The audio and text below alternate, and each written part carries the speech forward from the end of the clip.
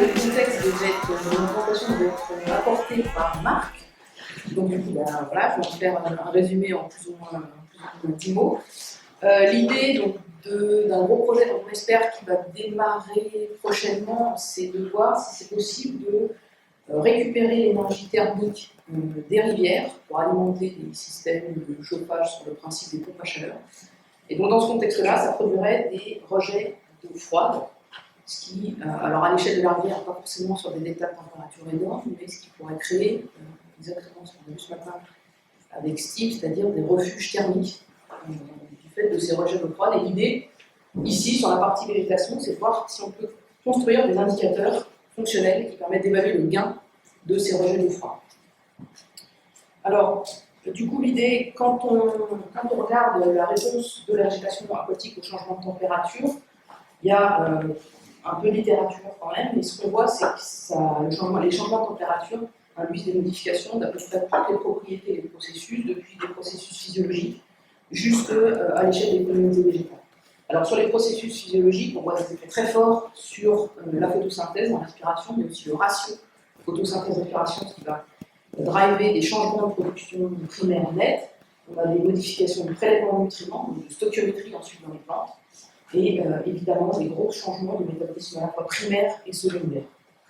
À l'échelle de la plante entière, on a toute une batterie de traits fonctionnels qui vont être modifiés par le changement de température, la taille, l'architecture générale de la plante, les allocations de biomasse, qui sont des choses extrêmement importantes chez les végétaux, et puis toute une série de traits foliaires qui vont être affectés aussi par le changement de température. Évidemment aussi des changements de reproduction, germination, et puis multiplication clonale, et des changements importants de phénologie avec des modifications des périodes et des durées de production des fleurs, des feuilles, et de production des fleurs. Alors, à plus grande échelle, à l'échelle des communautés, là aussi, on a des modifications extrêmement importantes avec des changements de richesse spécifique et de diversité fonctionnelle, avec en particulier des changements d'abondance relative dans les différents groupes fonctionnels que propose la végétation aquatique, donc notamment les plantes émergentes versus flottantes versus complètement submerses qui sont exposées différemment à ces changements de température. On voit aussi des changements d'abondance relative des espèces qui ont des niches phénologiques différentes, avec des changements qui peuvent être extrêmement importants. Et puis, il y a aussi évidemment une problématique sur les espèces proliférantes et invasives qui bénéficient souvent de ces changements de température.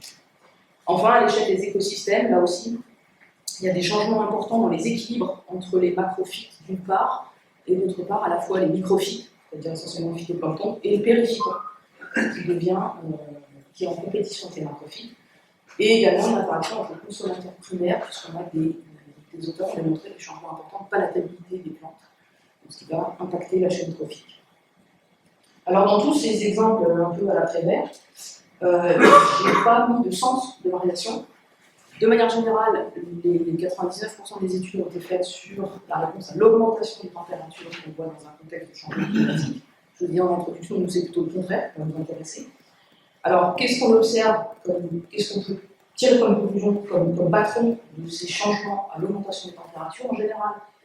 Quand on est sur des échelles qui vont de la cellule à l'organisme, on a des réponses qui sont extrêmement espèces dépendantes, donc on a du mal à tirer des patrons généraux des réponses. Un exemple type, c'est ce qui se passe sur la photosynthèse. Je vais présenter deux courbes de photosynthèse. En général, quand on augmente la température, au départ, on augmente la photosynthèse, et puis on a une chute brutale une fois l'optimum passé. Donc évidemment, l'effet d'un delta T donné va dépendre à la fois de la température de départ, mais aussi de la niche thermique de l'espèce considérée. Dès qu'on va avoir une niche thermique décalée, on va avoir des réponses très très différentes en fonction des espèces. À l'échelle des communautés, des écosystèmes, on a quand même quelques patrons qui se dégagent.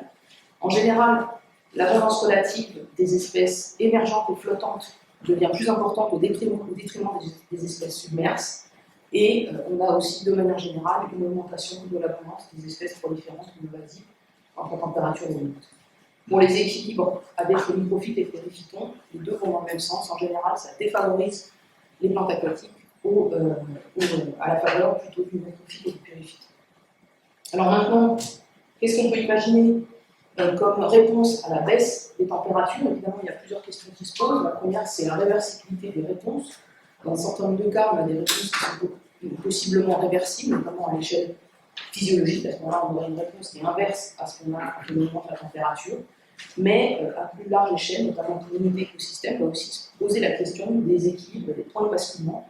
On peut tout à fait avoir la même chose que ce qui se passe avec, par exemple, l'augmentation des nutriments, qui est représentée en bas à droite, où on a des équilibres stables, alternatifs, et le passage de l'un à l'autre n'est pas du tout symétrique, c'est-à-dire l'augmentation de la température ne produira pas du tout la même réponse qu'une baisse de température, et notamment l'idée sous-jacente, c'est qu'il faudrait une baisse beaucoup plus importante de la température pour revenir à un état antérieur. Donc du coup, dans ce contexte, l'idée, c'est de développer des indicateurs fonctionnels de réponse à la baisse de la température pour essayer de quantifier le gain écologique de ces potentiels rejets d'eau froide.